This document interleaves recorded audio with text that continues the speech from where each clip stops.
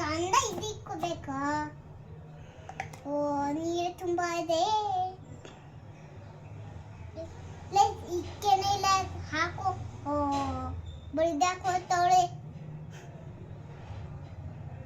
ಅಕ್ಕ ಇಲ್ಲಿಗೆ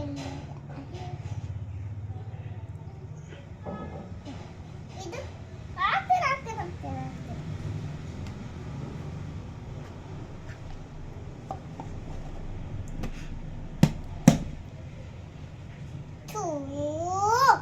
ಎಂತು